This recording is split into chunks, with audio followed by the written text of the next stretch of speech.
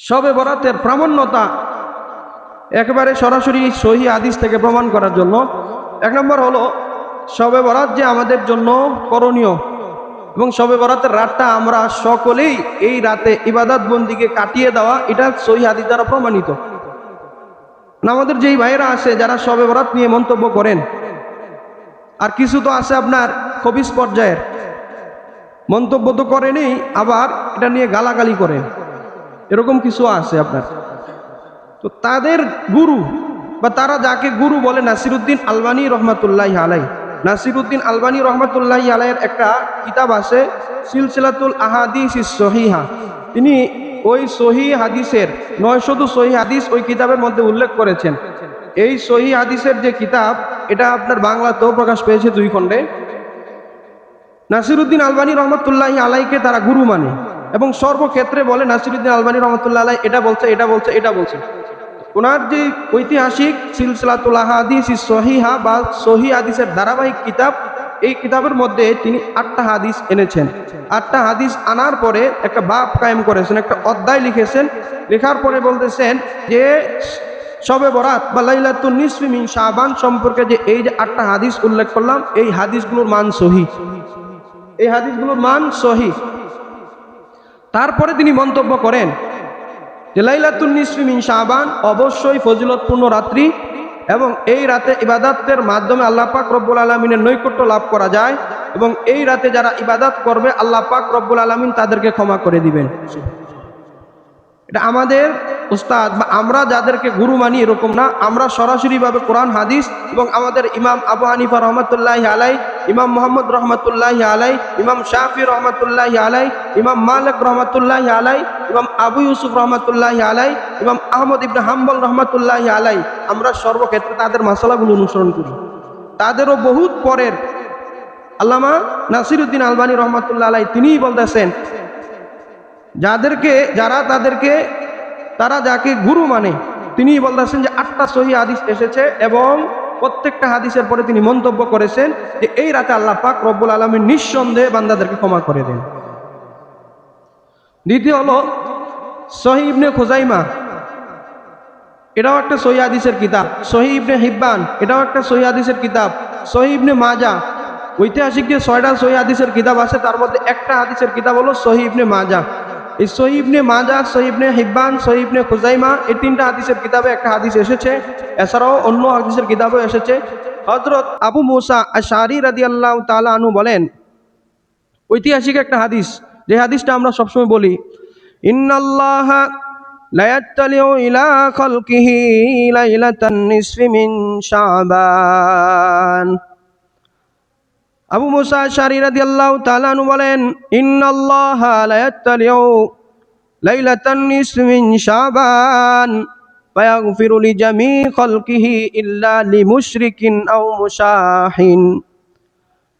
হযরত আবু মুসা আশআরী রাদিয়াল্লাহু তাআলা আনহু রাসূলুল্লাহ সাল্লাল্লাহু আলাইহি ওয়াসাল্লাম থেকে বর্ণনা করেন, নিশ্চয় আল্লাহ পাক রব্বুল আলামিন লাইলাতুন নিসফি মিন শাবান, শাবানের 14 তারিখ দিবাগত রাতে, অর্থাৎ শবে বরাতের রাতে বান্দাদের প্রতি বিশেষ একটা দৃষ্টি দিয়ে থাকেন। মুহাদ্দিসিনে কেরাম লিখেন, বিশেষ দৃষ্টির দ্বারা উদ্দেশ্য হলো রহমতের দৃষ্টি দেন, বান্দার আমলগুলো খোঁজার চেষ্টা করেন, বান্দা কি আমল করে, বান্দা কি ধরনের ক্ষমা প্রার্থনা করে, আল্লাহ পাক রব্বুল আলামিন ওই রহমতের দৃষ্টি দিয়ে থাকেন। ফায়াগফিরু লিজামি খালকিহি ইল্লা লিমুশরিকিন আও মুশাহিন। আল্লাহ পাক রব্বুল আলামিন ওই রাতে বান্দাদের মধ্য থেকে যারা মুশরিক, যারা বিদ্বেষ পোষণকারী, এই 2 শ্রেণী ছাড়া সমস্ত মাখলুক যারা আল্লাহ পাক রব্বুল আলামিনের কাছে ক্ষমা প্রার্থনা করে, তিনি তাদেরকে ক্ষমা করে দেন। হযরত আবু মুসা আশআরী রাদিয়াল্লাহু তাআলা আনহুর এই যে হাদিস, এই হাদিস দ্বারা বোঝা যায় শবে বরাতের রাতে ইবাদত বন্দেগী করা শুধু ফজিলতপূর্ণই না, বরঞ্চ আল্লাহ পাক রব্বুল আলামিন এই রাতে সমস্ত বান্দা বান্দীদেরকে ক্ষমা করে দিবেন। যদি ক্ষমা চায়, 2 শ্রেণীর কথা আলাদাভাবে উল্লেখ করা হয়েছে। 1 নাম্বার হলো যাদের অন্তরে মুসলমানদের প্রতি বিদ্বেষ আছে তারা ছাড়া, 2 নাম্বার হলো যারা সরাসরি শিরিক করে তারা ছাড়া। আলহামদুলিল্লাহ,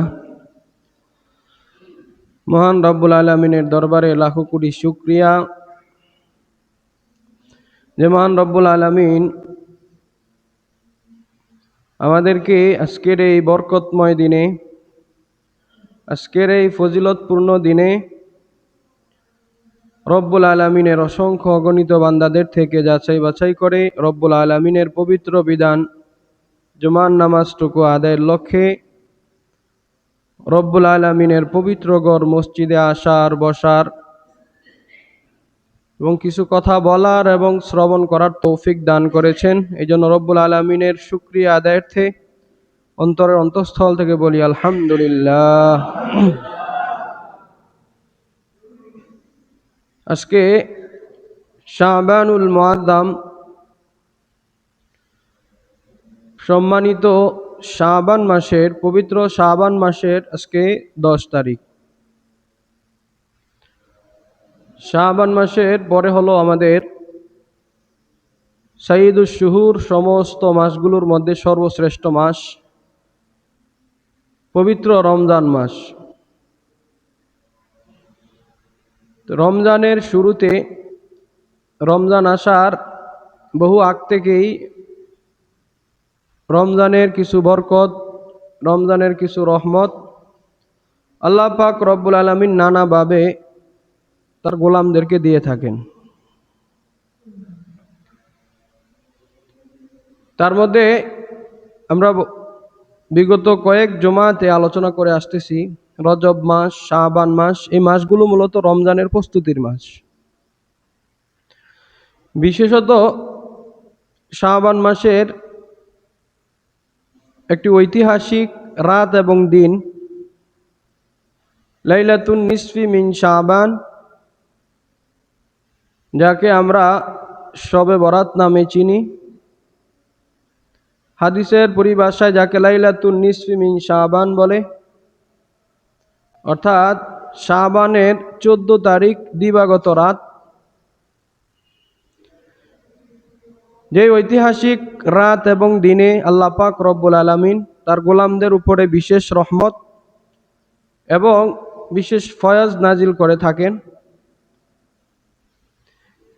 এই যে মুসলমানদের জন্য নানা সময়ে বিশেষ কিছু দিন থাকে, যেমন 7টা দিনের মধ্যে মুসলমানদের জন্য শুক্রবার দিনটা একটু আলাদা। আলাদা কেন?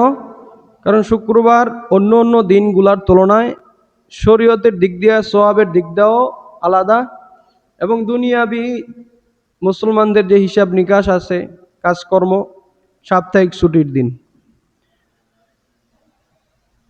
এই 7টা দিনের মধ্যে আল্লাহ পাক রব্বুল আলামিন মুসলমানদের জন্য একটা বিশেষ দিন, যেই দিনের মধ্যে ইবাদত বন্দিগি করলে সওয়াব বেশি, এবং যেই দিনের ব্যাপারে রাসূলুল্লাহ সাল্লাল্লাহু আলাইহি ওয়াসাল্লামের হাদিসে এসেছে যেই দিনে অনেক ফয়েজ এবং বরকত আছে।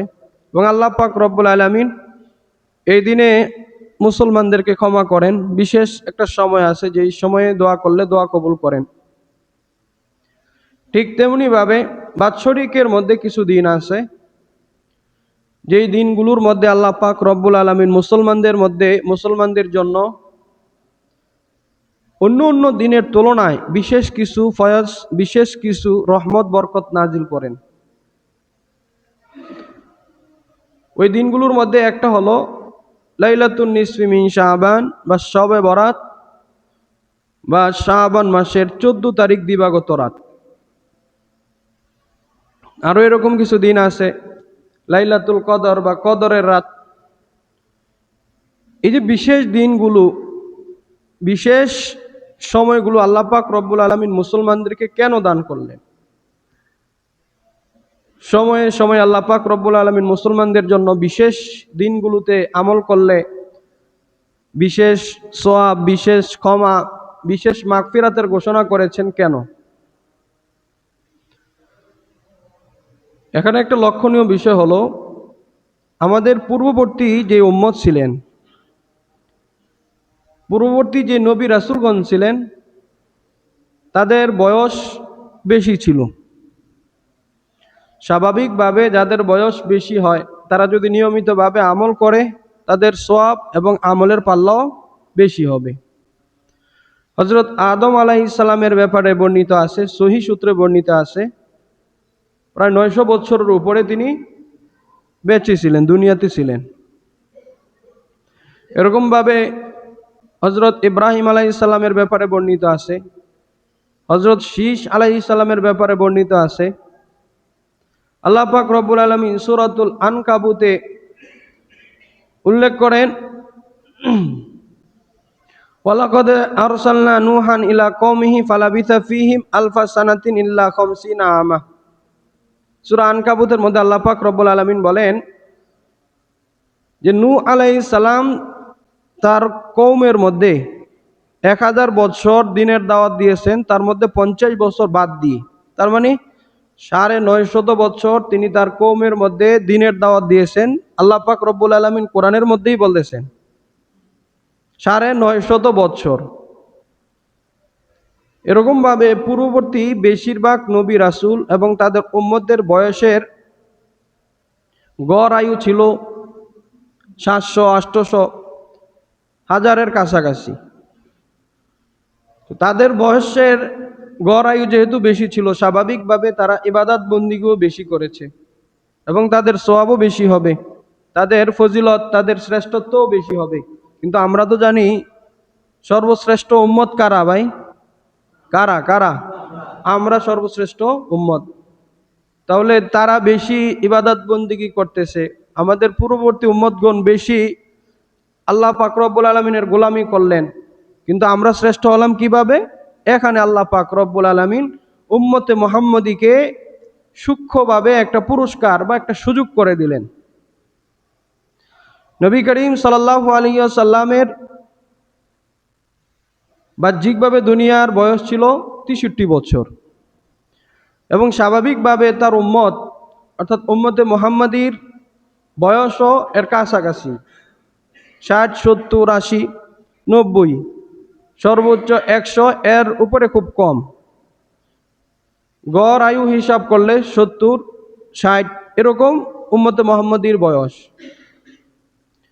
পূর্ববর্তী উম্মতদের বয়স ছিল 900, 1000। নূহ আলাইহিস সালামের বয়স, তিনি দিনের দাওয়াতই দিয়েছেন 950 বছর।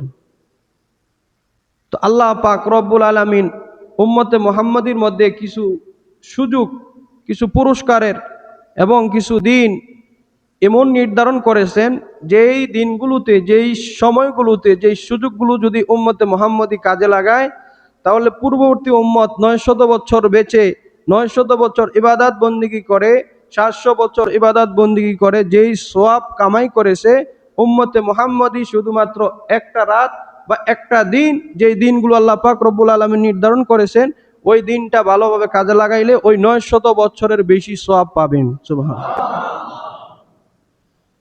এরকম দিন এবং রাত আছে কিনা আমাদের মধ্যে ভাই? কোন কোন দিনগুলা ভাই? লাইলাতুল কদর, ইন্না আনজালনাহু ফি লাইলাতুল কদর, লাইলাতুল কদরি খায়রুম মিন আলফি শাহর। এটা তো কোরআনের মধ্যেই বলা আছে, লাইলাতুল কদরি খায়রুম মিন আলফি শাহর, মানে কদরের রাত 1000 মাস থেকে উত্তম। 1000 মাস মানে হলো 80 বছর। তো কোনো ব্যক্তি যদি আপনার 20টা লাইলাতুল কদর পায়, তো এই হিসাব করে উম্মতে মুহাম্মাদী যদিও বয়স পাবে 60-70 বছর, কিন্তু এই বছরগুলোর মধ্যে আল্লাহ পাক রব্বুল আলামিন এমন কিছু সুযোগ দিয়ে থাকেন, যে সুযোগগুলো যদি উম্মতে মুহাম্মাদী লুফে নেয়, তাহলে ওই সুযোগগুলোর মাধ্যমে তারা ইবাদত বন্দিগি করে পূর্ববর্তী উম্মতদের থেকে শ্রেষ্ঠ হয়ে যাবেন। তার মধ্যে অন্যতম একটা দিন হলো লাইলাতুন নিসফি মিন শাবান বা শবে বরাত বা শাবানের 14 তারিখ দিবাগত রাত। শবে বরাতের প্রত্যেক বছরেই শবে বরাতের সময় আসলে আমাদের মসজিদগুলো থেকে শবে বরাতের গুরুত্ব ফজিলত নিয়ে আলোচনা হয় এবং নানাভাবে মুসলমানদেরকে উৎসাহিত করা হয়। কিন্তু বিগত কিছু সময় থেকে নানা ধরনের ফিতনা ফাসাদ এবং নানা ধরনের ভ্রান্ত দলগুলো, যেই সময়গুলোতে মুসলমানরা পূর্বে একনিষ্ঠভাবে আল্লাহ পাক রব্বুল আলামিনের ইবাদত বন্দেগী করতেন, ওই সময়গুলো তারা বিতর্কিত করে তুলেছে। স্বাভাবিকভাবে যেই বিষয়টা নিয়ে বিতর্ক হয়, এক পক্ষ পক্ষে বলে, আরেক পক্ষ বিপক্ষে বলে, তখন এটা নিয়ে মুসলমানদের মধ্যে একটা দ্বিধা তৈরি হয়, দ্বন্দ্ব তৈরি হয়। আমরা দেখতে পাই যে শবে বরাত বা লাইলাতুন নিসফি মিন শাবান নিয়ে একটা দল আছে বেশি বাড়াবাড়ি করে, আরেকটা দল আছে একেবারেই ছেড়ে দেয়। একটা দল আছে সব বেদাত বলে, আরেকটা দল আছে যারা সবই বেদাত করে পরবর্তীতে বলে বেদাতটাই হলো শবে বরাত। তো আমরা কোরআন এবং হাদিস থেকে এই যে লাইলাতুল নিসফি মিন শাবান বা শবে বরাতের প্রামাণ্যতা ইনশাআল্লাহ আজকে আলোচনা করব। তার পূর্বে যে শবে বরাতের অর্থটা কি, শবে বরাত আসলো কোথায় থেকে, আমরা সেই সম্পর্কে কিছু আলোচনা করি। শবে বরাত এটা ফার্সি শব্দ। শবে বরাত ফার্সি শব্দ, দুইটা অংশ, এক হলো সবুন, আরেকটা হলো বরাত। সব এটা ফার্সি শব্দ, এটার অর্থ হলো রাত।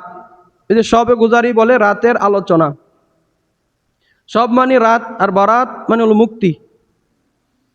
তো দুটোটা মিলে অর্থ হয় মুক্তির রাত বা মুক্তির রজনী। মুক্তির রাত বা মুক্তির রজনী কেন বলা হয়?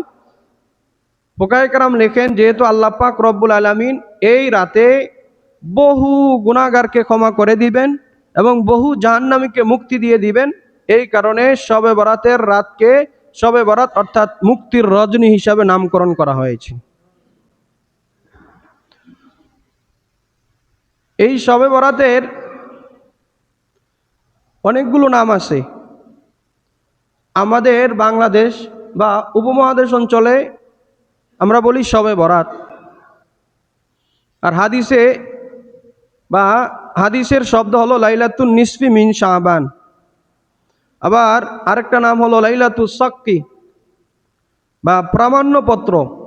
আল্লাহ পাক রব্বুল আলামিন যে এই রাতে মুসলমানদেরকে ক্ষমা করে দেন যারা তওবা করে, এটার প্রমাণ এই রাতে আল্লাহ পাক রব্বুল আলামিন মুসলমানদের হাতে দিয়ে দেন। আরেকটা নাম হলো লাইলাতুদ দোয়া, দোয়ার রজনী। আরেকটা নাম হলো লাইলাতুর রহমা, রহমাতুর রজনী। আরেকটা নাম হলো লাইলাতুল মাগফিরা, মাগফিরাতুর রজনী। এই যে লাইলাতুন নিসফি মিন শাবান বা শবে বরাত, আমাদের কিছু ভাই আছেন যারা বলেন যে শবে বরাত কোরআন এবং হাদিসে কোথাও নাই।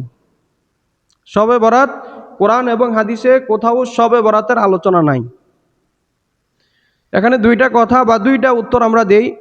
এক নম্বর হলো, কোনো বিষয় শরীয়তে মুহাম্মাদি বা উম্মতে মুহাম্মাদির উপরে ফরজ, ওয়াজিব এবং করণীয় হওয়ার জন্য কোরআন হাদিস দুটোটাতেই থাকা আবশ্যকীয় নয়।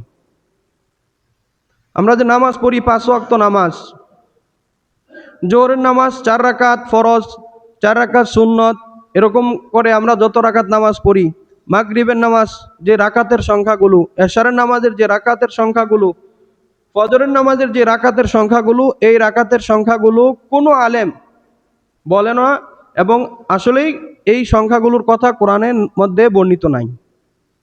এই সংখ্যাগুলোর কথা কোরআনের মধ্যে বর্ণিত নাই। এমনকি আমরা যে 5 ওয়াক্ত নামাজ পড়ি, 5 ওয়াক্ত নামাজের কথাও সরাসরি কোরআনের মধ্যে বর্ণিত নাই। তো তার মানে সরাসরি বর্ণিত কোরআনের মধ্যে না থাকাটা, এটা আমল না করাটা বোঝায় না। যদি হাদিসে, সহিহ হাদিসে এবং রাসূলুল্লাহ সাল্লাল্লাহু আলাইহি ওয়াসাল্লামের মাধ্যমে বর্ণিত হয় এবং উম্মতে মুহাম্মাদির যে ইজমা কিয়াস এটাতে প্রমাণিত হয়, তাহলে এটাও উম্মতে মুহাম্মাদির উপরে ফরজ হয়।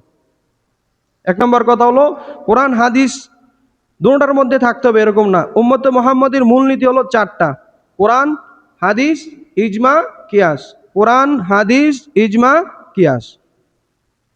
দ্বিতীয় কথা হলো, আমরা যেই ভাষা ব্যবহার করি এটা আমাদের নিজস্ব পরিভাষা।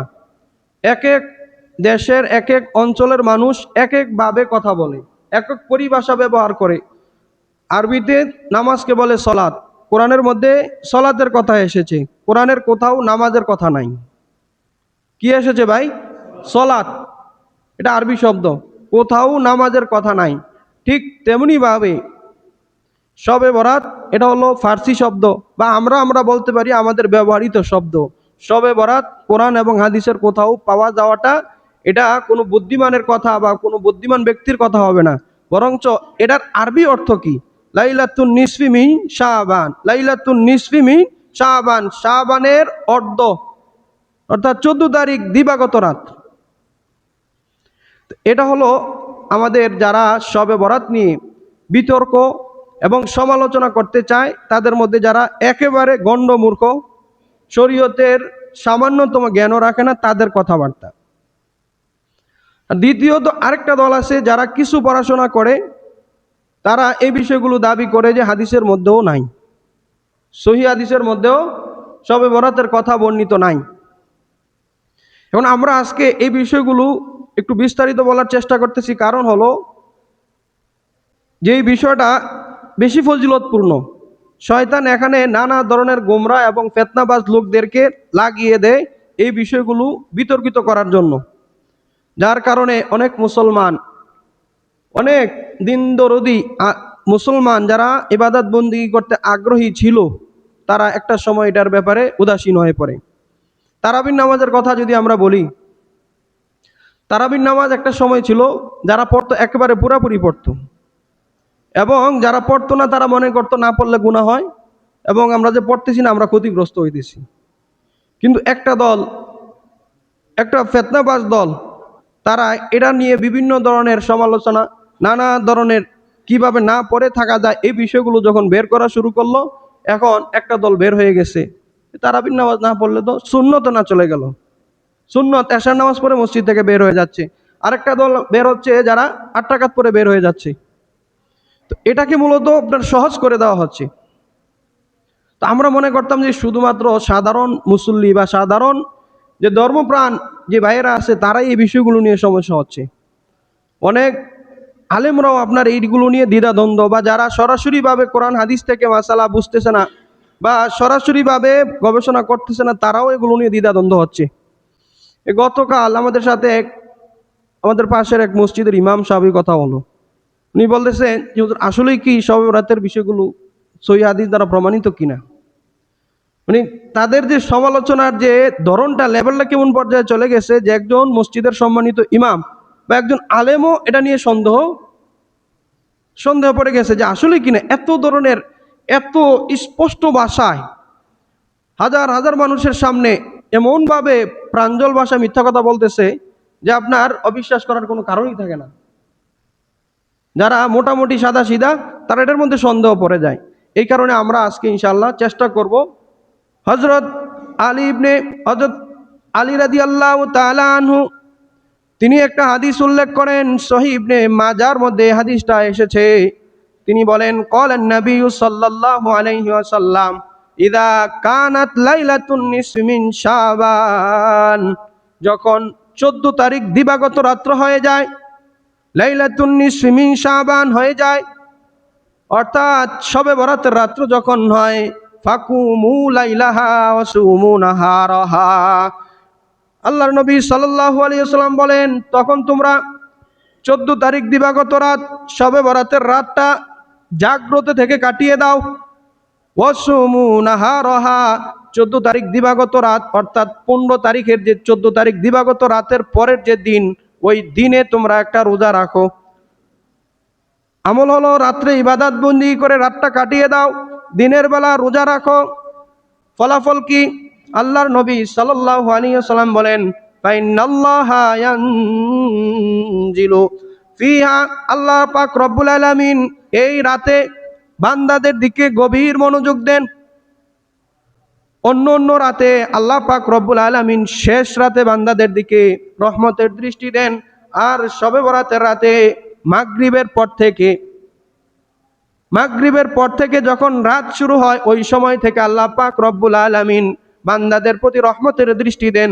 তারপরে আল্লাহ পাক রব্বুল আলামিন প্রথম আসমানে নেমে আসেন, তিনি বলতে থাকেন, আলা মিন মুস্তাগফিরিন ফাগফিরুলা, হায় আসো কি এমন কোন বান্দা বান্দি যারা ক্ষমা প্রার্থনা করবা আমি তাদেরকে ক্ষমা করে দিব।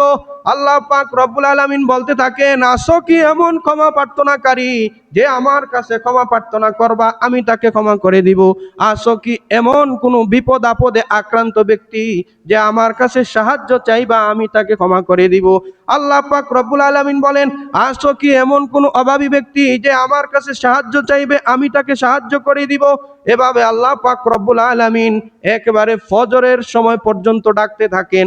আর যারা তার কাছে সাহায্য চায় তিনি তাদেরকে সাহায্য করেন, যারা তার কাছে বিপদ আপদে সাহায্য চায় তাদের বিপদ আপদ দূর করে দেন। আল্লাহ পাক রব্বুল আলামিন যারা তার কাছে ক্ষমা চায় তাদেরকে ক্ষমা করে দেন। তাহলে এই যে হাদিসগুলো, এই হাদিসগুলোর মাধ্যমে বোঝা যায় যে আল্লাহ পাক রব্বুল আলামিন শবে বরাতের রাতে যারা ইবাদত বন্দিগি করে, শবে বরাতের রাতে যারা ইবাদত বন্দিগি করে তাদেরকে আল্লাহ পাক রব্বুল আলামিন কি করেন ভাই? ক্ষমা করে দেন। এখন এটা হলো দুনিয়ার। আমরা সামনে আরেকটা হাদিস আনবো, যে হাদিসের মধ্যে আছে যে কবরে যারা শায়িত আছে তাদের জন্য যদি দোয়া করা হয় তাদেরকেও আল্লাহ পাক রব্বুল আলামিন এই রাতে ক্ষমা করে দেন।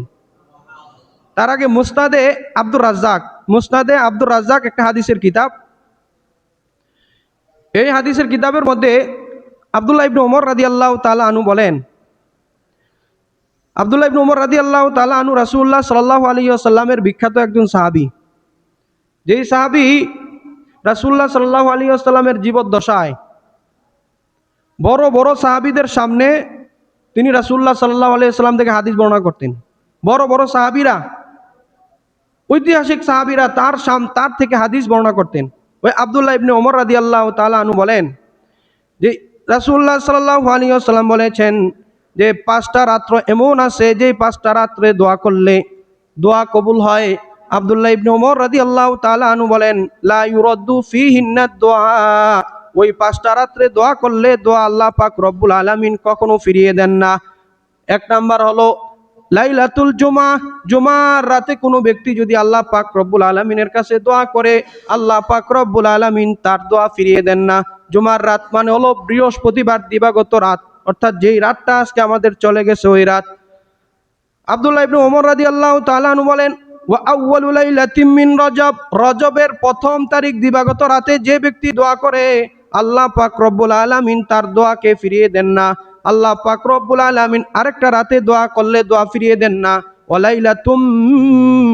ওয়ালাইলাতুন নিসফি মিন শাবান, শাবানের দিবাগত রাতে যে ব্যক্তি আল্লাহ পাক রব্বুল আলামিনের কাছে দোয়া করে আল্লাহ পাক রব্বুল আলামিন তার দোয়া কখনো ফিরিয়ে দেন না। আরো 2টা রাত ঈদুল ফিতর এবং ঈদুল আজহার রাতে যারা আল্লাহ পাক রব্বুল আলামিনের কাছে দোয়া করে আল্লাহ পাক রব্বুল আলামিন তাদের দোয়া কখনো ফিরিয়ে দেন না। সুবহানাল্লাহ। তাহলে আমরা সহিহ হাদিস পাইলাম এবং একজন ঐতিহাসিক বিখ্যাত একজন সাহাবীর আমল পাইলাম। তিনি বলেন, আমি কখনো এই 5টা রাতে দোয়া করা ছাড়তাম না, কখনো, সব সময় আমি এই 5টা রাতে দোয়া করি। এক নম্বর হলো জুমার রাত, জুমার রাতে দোয়া করলে দোয়া কবুল হয়, এটা তো আমরা সবাই জানি। রজবের প্রথম তারিখের দিবাগত রাত, অর্থাৎ প্রথম রজব মাসের প্রথম যে রাতটা আছে ওই রাতে। তারপরে হলো লাইলাতুন নিসফি মিন শাবান, শাবানের 14 তারিখ দিবাগত রাত। তারপরে আর 2টা হলো ঈদুল ফিতর এবং ঈদুল আজহার রাত। এখন দেখেন 5টা রাতের কথা বলা হয়েছে। আমাদের যেই ভাইয়েরা আছেন যারা লাইলাতুন নিসফি মিন শাবান বিষয়ে নানা ধরনের কথাবার্তা বলেন, তারা বাকি 4টা রাতের ব্যাপারে একমত। জুমার রাতে দোয়া করলে দোয়া কবুল হয়, এটা তারা মেনে নেন, এবং রজবের প্রথম তারিখে দোয়া করলে দোয়া কবুল হয়, এটাও মেনে নেন। ঈদুল ফিতর এবং ঈদুল আজহার রাতে দোয়া করলে দোয়া কবুল হয়, এটাও মেনে নেন।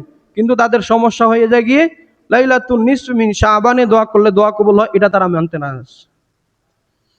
আমরা দোয়া করি, তারা যদি আসলে না জেনে এই কথাগুলো সাধারণ মুসলমানদের ছড়ায়, আল্লাহ পাক রব্বুল আলামিন যেন তাদেরকে হেদায়েত দেন। আর যদি তারা জেনে শুনে মুসলমানদের মধ্যে বিভ্রান্ত, মুসলমানদের যে বরকতপূর্ণ যে আল্লাহ পাক রব্বুল আলামিনের যে তরফ থেকে সুযোগ যে এক রাতে ইবাদতের মাধ্যমে বহু সময়ের সওয়াব পাওয়া যায়, জেনে শুনে যদি এরকম করে আল্লাহ পাক রব্বুল আলামিন যেন তাদেরকে ধ্বংস করে দেন। তারপর মুসনাদে আব্দুর রাজ্জাকের হাদিসটা আমরা বললাম। এরপর ঐতিহাসিক একটা হাদিস আছে, যেই হাদিসের মাধ্যমে বোঝা যায় যে এই রাতে এই রাতে দুনিয়াবি দোয়া এবং কবরবাসীর জন্য দোয়ার প্রমাণ পাওয়া যায়। এই হাদিসটা আপনার তিরমিজি শরীফের হাদিসে আছে, মুসনাদে আহমদে আছে, ইবনে মাজাহ শরীফেও ভিন্ন রেওয়ায়েতে আছে।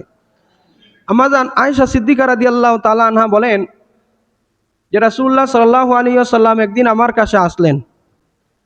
রাসূলুল্লাহ সাল্লাল্লাহু আলাইহি ওয়াসাল্লাম আমার কাছে আসার পরে আমি স্বাভাবিকভাবেই মনে করলাম যে স্বাভাবিকভাবে অন্য অন্য রাতের মতো আজকেও তিনি আমার সাথে থাকবেন, আমার সাথে রাত কাটাবেন, অর্থাৎ আমার ঘরে থাকবেন।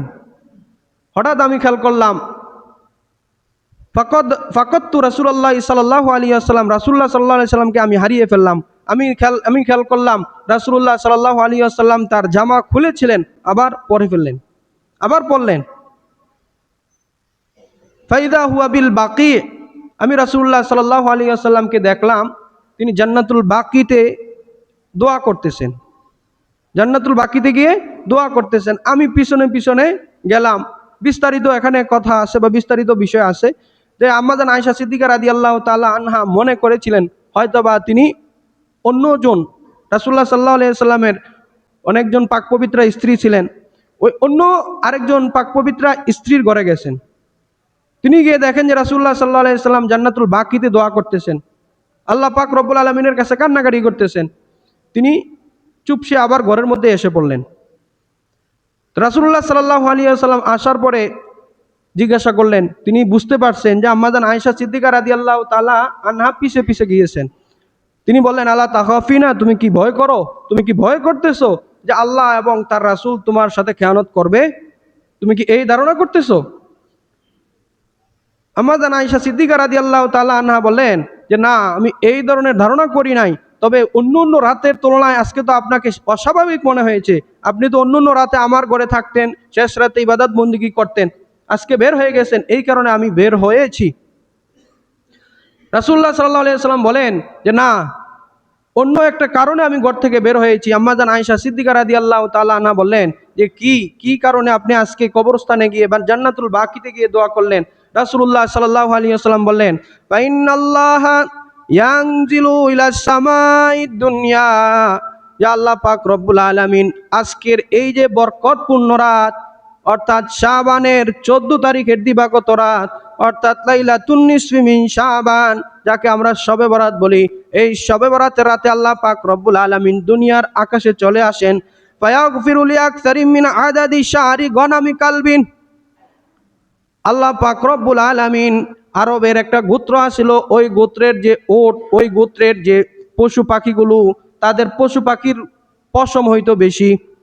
আল্লাহর নবী সাল্লাল্লাহু আলাইহি ওয়াসাল্লাম বলেন, আধিক্যতা বোঝানোর জন্য বলেন, আল্লাহ পাক রব্বুল আলামিন আজকের এই বরকতপূর্ণ রজনীতে এত এত মুসলমানকে, এত এত তার বান্দাকে ক্ষমা করেন যে অমুক গোত্রের যে ওট আছে, অমুক গোত্রের যে বকরি আছে, বকরির পশমের চেয়ে বেশি বান্দাকে তিনি আজকে ক্ষমা করে দেন।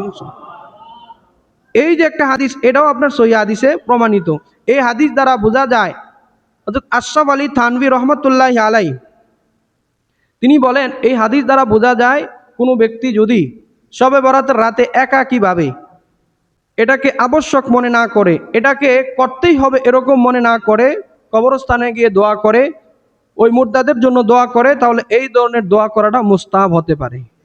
এই ধরনের দোয়া করাটা মুস্তাহাব হতে পারে, যে দল বেঁধে না গিয়ে এবং এটাকে করতেই হবে, না করলে গুনাহ হবে, এই ধরনের চিন্তা ভাবনা বাদ দিয়ে যদি কেউ এই কাজটা করে, তাহলে কবর জিয়ারত করাটা এটা মুস্তাহাব হতে পারে। এছাড়া বর্তমান পুরো পৃথিবীর শ্রেষ্ঠ একজন গবেষক, একজন মুফতি, আল্লামা জাস্টিস, পাকিস্তানের প্রধান মুফতি, উপমহাদেশের সমস্ত ওলামায়ে কেরাম, হক্কানি ওলামায়ে কেরাম যার মাসালার উপরে এতেমাদ করেন, ভরসা করেন, আল্লামা তাকি উসমানী হাফিজাহুল্লাহ, তার একটা বই আছে ইসলাহি কুতুবাত। ইসলাহি কুতুবাতের বাংলাও আপনার বের হয়েছে বর্তমানে। ওই ইসলাহি কুতুবাতের মধ্যে তিনি উল্লেখ করেন যে শবে বরাতের রাতে ইবাদত বন্দিগি করলে যে সওয়াব হয়, আল্লাহ পাক রব্বুল আলামিন ক্ষমা করেন। এই ধরনের রিওয়ায়াত আমি 10 জন সাহাবীর থেকে পেয়েছি। 10 জন সাহাবীর থেকে এই ধরনের বর্ণনা আমি পেয়েছি।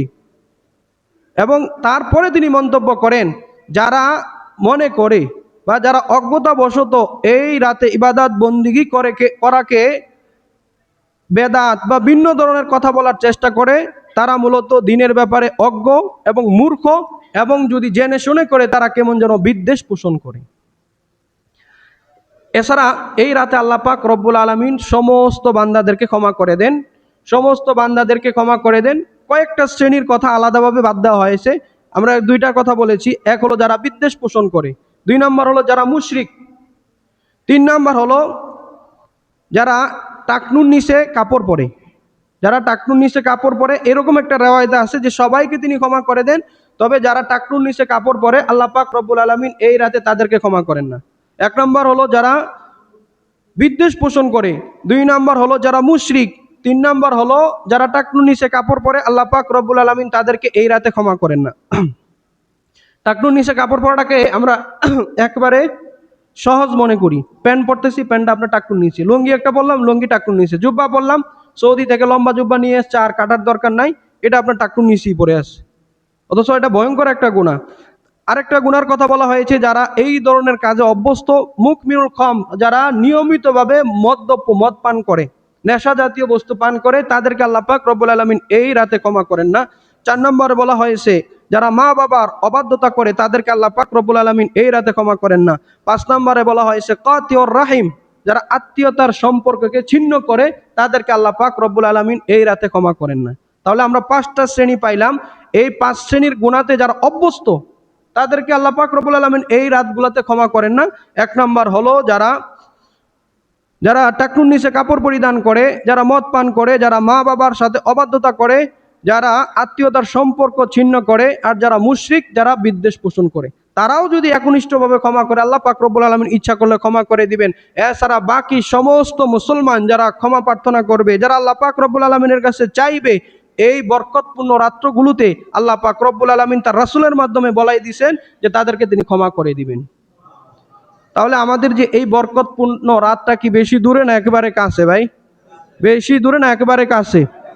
আমাদের দেখা যায় নানা ধরনের ব্যস্ততার কারণে, যে আমাদের সামনে রমজান আসতেছে, শবে বরাত আসতেছে, যে নির্বাচনের দিকে মনোযোগ দিতে গিয়ে আপনার রমজান কবে এটা ভুলে যেতেছি, নির্বাচন কবে এটা মনে আছে, কিন্তু রমজান কবে এটা আপনার মনে নাই, নির্বাচন কবে এটা মনে আছে, শবে বরাত যে আইসা পড়তেছে, এগুলার দিকে খবর নাই। দুনিয়াবি কাজকর্ম করতে হবে, কিন্তু তারও আগে আমরা কি কাজ করতে হবে? ওখরাবি কাজ। কোন সময় ইবাদত বন্দেগী করব, ওই সময়ের দিকে খেয়াল করতে হবে। যদি এই কথা বলা হয় নির্বাচন 5 বছর পরে পরে আসে, রমজান তো প্রত্যেক বছরই আসে, এই বছর আপনার রমজান বাদ, এই বছর আমরা নির্বাচনের দিকে দৌড়াদৌড়ি করি, এই কথা হবে মূর্খতা, এবং এই কথা হবে কেমন যেন শয়তানের সরাসরি ধোঁকা। এমনও তো হতে পারে এই রমজানের পরে আমাদের আর হায়াত নাই। সুতরাং দুনিয়াবি কাজকর্ম বর্তমান সময়, বিশেষ করে যেহেতু নির্বাচনের সময় সামনে আসতেছে, ওই দিকেও আমরা দৌড়াদৌড়ি করবো, ঠিক আছে, যার যার কাজ, কিন্তু সর্বপ্রথম আমাদেরকে মনে রাখতে হবে সামনে আমাদের শবে বরাত। সব কিছু বাদ দিয়ে এই রাতে ইবাদত বন্দেগী করার জন্য নিজেকে অবসর করতে হবে, পরের দিন রোজা রাখতে হবে, এবং রোজার জন্য পরিপূর্ণ প্রস্তুতি গ্রহণ করতে হবে। আল্লাহ পাক রব্বুল আলামিন আমাদের সবাই